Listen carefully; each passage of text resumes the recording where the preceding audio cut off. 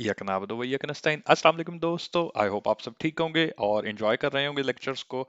जो हमारा Qt mastering C plus plus और क्यूट का जो ट्यूटोरियल स्टार्ट है उसका आज हम फर्दर कंटिन्यू करते हैं। और आज की इस वीडियो के अंदर हम बेसिकली क्या देखेंगे, हम बेसिकली देखेंगे कि इनलाइन फंक्शंस क्या होते हैं, इनका क्या बेनिफिट होता है और ये प्रोग्राम के अंदर इनकी एफिशिएंसी और उससे रिलेटेड क्या क्या चीज़ें हैं जो कि इंपॉर्टेंट है आप लोगों के लिए।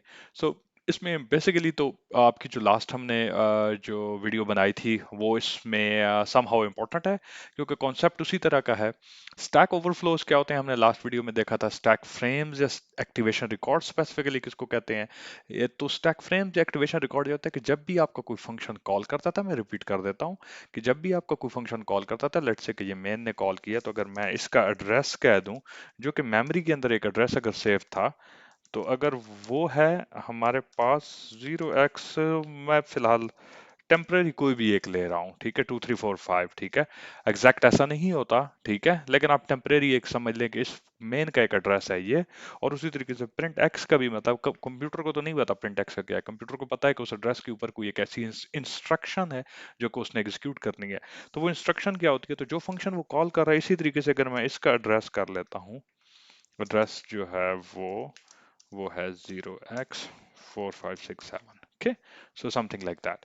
तो जब मेन कॉल करेगा तो पहला फंक्शन मेन कॉल होगा यहाँ से, और मेन को जिसने कॉल किया जो कि ऑपरेटिंग सिस्टम से कॉल होगी, तो ऑपरेटिंग सिस्टम वाले का यहाँ आ जाएगा। और जब उसके ऊपर स्टैक के ऊपर नेक्स्ट प्रिंट एक्स कॉल होगा, तो प्रिंट एक्स क्या करेगा कि एड्रेस रखेगा। प्रिंट एक्स को किसने कॉल किया है, मेन ने कॉल किया है, तो वो यहाँ पर एड्रेस रख लेगा अपने पास 02345, ओके।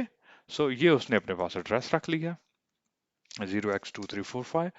सो इसी तरीके से आपके उसके पास लोकल वेरिएबल, जेट से प्रिंट एक्स के पास क्या है वो कि एक्स होगा। यहाँ पर जैसे हम ये मेंट एक्स यहाँ जब पास हुआ है, पास बाय वैल्यू कहते हैं इसको। ये बेसिकली इस फंक्शन का अपना लोकल वेरिएबल होता है। जब ये फंक्शन खत्म होता है तो ये वाला लोकल वेरिएबल भी यहाँ से डिस्ट्रक्ट हो जाता है या खत्म हो जाता है। तो बेसिकली इसके अंदर जो लोकल वेरिएबल्स होते हैं वो भी यहाँ आ जाते हैं, ओके।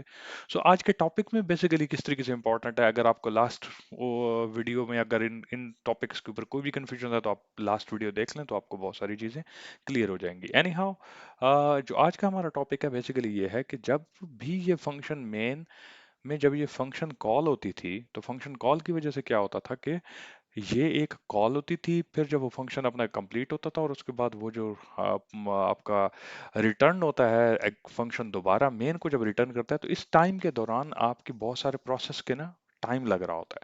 तो जब अगर आपका प्रोग्राम बहुत ज़्यादा कम्प्लेक्स है तो होगा क्या कि आपके ना ये फंक्शंस कॉल बार बार होंगी। तो अगर कहीं पर आप ये डिज़ाइन के प्रोस्पेक्टिव या रूल के मुताबिक होता है कि कहीं पर आपको ये महसूस होगा कि यहाँ तो कॉल की ऐसा इतनी इंपॉर्टेंस नहीं थी।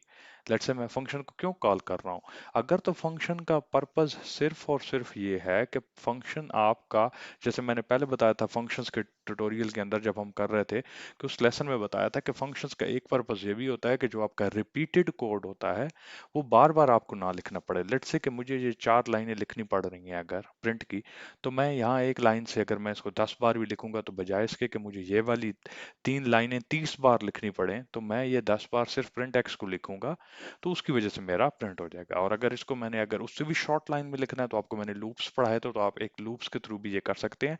बट द कॉन्सेप्ट जो कि आज की उसमें है, तो ये आप फंक्शंस को उसमें यूज कर सकते हैं। इनलाइन फंक्शंस किस तरह लिखे जाते हैं, ये मैंने आपके एग्जांपल के लिए लिख दिया कि इनलाइन फंक्शंस बेसिकली के फ्रंट पे आपके पास आ जाता है इनलाइन, और जो रिटर्न स्टेटमेंट होती है यहाँ, लेट्स से कि ये रिटर्न करेगा, क्या रिटर्न करेगा, इंटीजर रिटर्न करेगा, और वो क्या है, स्क्वायर ऑफ एक्स का कैलकुलेट करेगा, इसको हम पास करेंगे। अब लास्ट मैंने एक कुछ चीज़ ये बताई, जैसे ये फंक्शन की डिक्लेरेशन है और ये फंक्शन है, ओके, फंक्शन की डेफिनेशन है। समटाइम ऐसा होता है कि आप ऐसे भी कर सकते हैं कि आप मेन से ऊपर ही डिफाइन कर दें। मेन से जब आपने ऊपर डिफाइन किया, तो अब आपको इस तरह की कोई प्रोटोटाइप देने की जरूरत नहीं है, बल्कि आपने यहीं पर प्रोटोटाइप भी दिया और अपने फंक्शन भी लिख दिया है।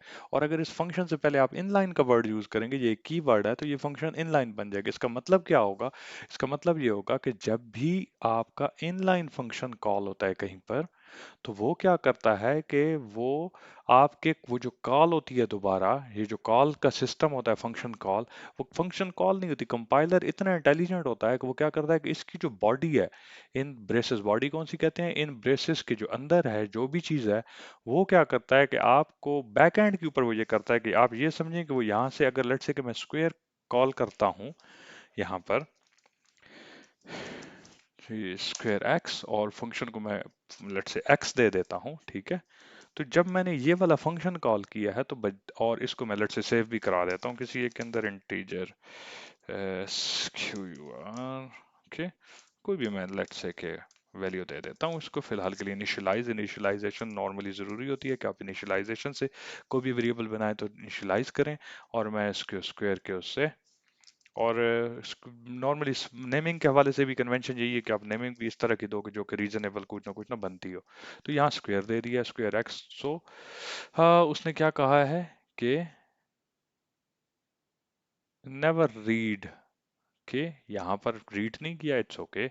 अब जब हम यहाँ पर करेंगे कि लेट्स से मैं इसको बिल्ड करता हूँ, आपने किया कि बिल्ड हुआ, सेट बट नॉट यूज, उसने कहा कि इसको सेट किया है आपने लेकिन आपने इसको यूज नहीं किया। तो हम बेसिकली क्या करते हैं कि हम यहाँ पे इन मेन